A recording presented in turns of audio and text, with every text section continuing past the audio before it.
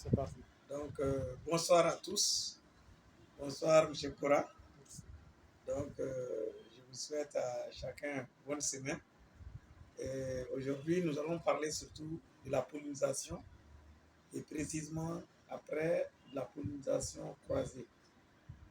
Donc, la pollinisation même par les abeilles et la pollinisation en général. En réalité, la pollinisation, c'est le transport des grains de pollen. Donc, les grains de pollen sont sur la partie mâle de la fleur. Et sur les plantes bisexuées, nous avons la partie femelle et la partie mâle de la plante. Donc c'est la partie mâle qu'on appelle l'antère. Donc, disons, l'antère de l'étamine. L'étamine est la partie mâle, mais le pistil est la partie femelle. Maintenant, au niveau de la partie mâle, c'est comme, permettez-moi l'expression, comme les testicules. Donc, l'antère contient des milliers de grains microscopiques de pollen. Donc, les abeilles favorisent ce transport vers les pistils qui constituent la partie femelle de la plante. C'est comme ça qu'on obtient des graines, c'est comme ça qu'on obtient des fruits, c'est comme ça qu'on obtient généralement les semences. Donc c'est pour dire d'une manière générale que par rapport à la pollinisation croisée, nous avons le transfert des grains de pollen d'une plante vers l'autre. C'est ce qui constitue couramment la pollinisation croisée. Et les sciences ont montré que les abeilles, disons les insectes constituent les meilleurs pollinisateurs dans le monde. Donc la pollinisation croisée est à 85% liée aux insectes.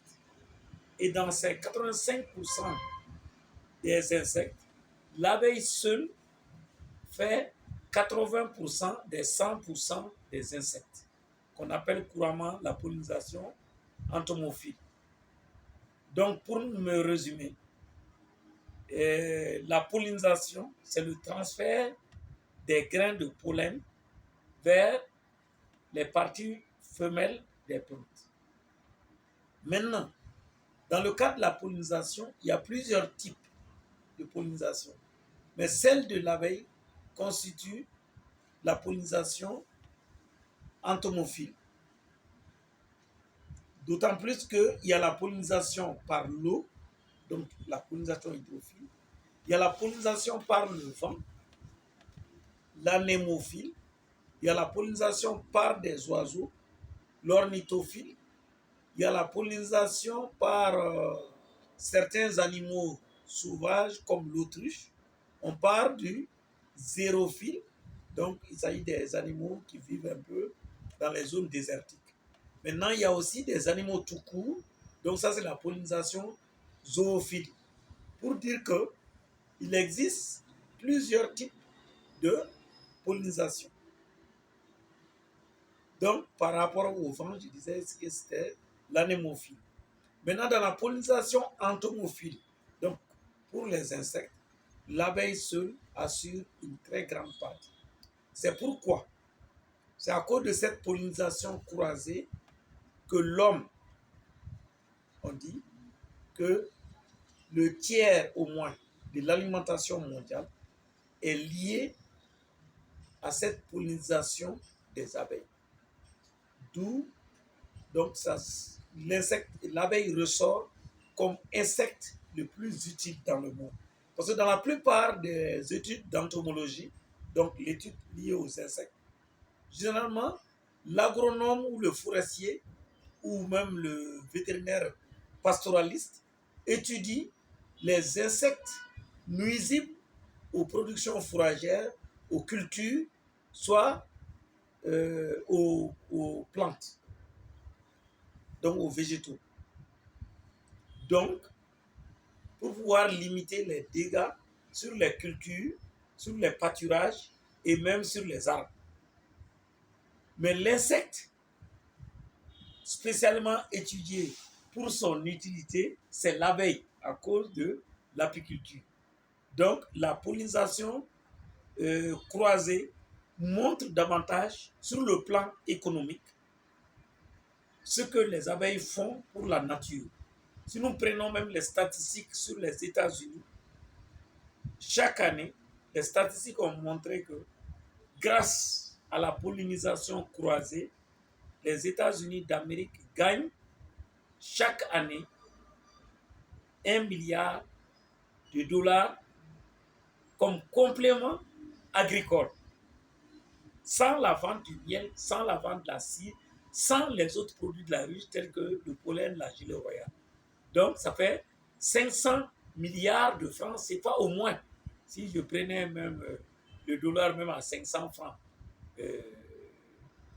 voilà, c'est pas. $1, si je le comparais peut-être à 500 francs CFA. Sinon, je sais que c'est autour de.